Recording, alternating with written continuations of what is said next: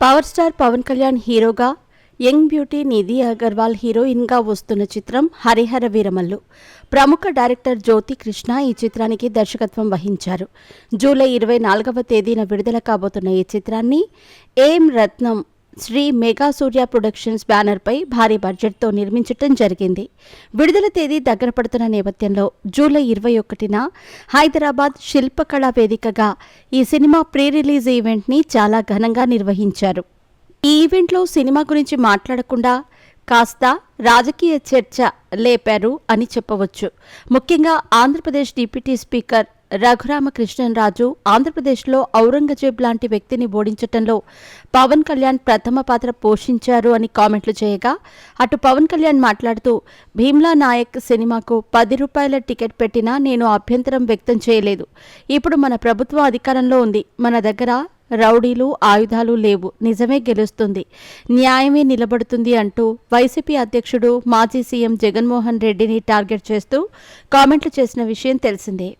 ఇక దీంతో మండిపడ్డ వైసీపీ అభిమానులు బాయ్కట్ హెచ్హెచ్విఎం అంటూ సినిమాను బాయ్కట్ చేయాలి అని సోషల్ మీడియాలో పెద్ద ఎత్తున ట్రెండ్ చేశారు.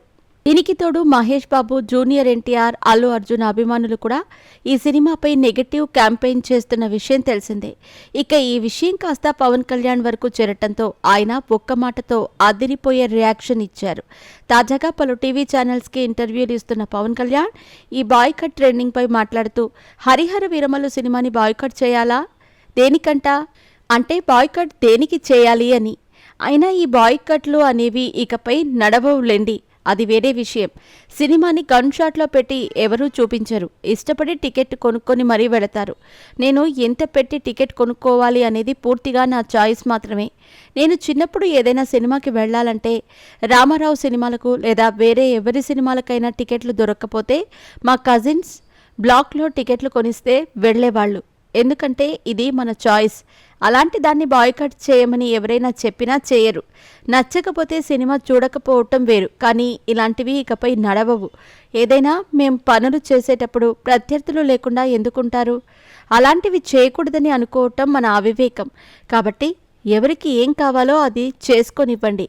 సంతోషమైన ఇలాంటి బాయ్కట్లతో ఏమీ పీకలేరు అంటూ కాస్త గట్టిగానే సవాల్ విసిరారు పవన్ కళ్యాణ్.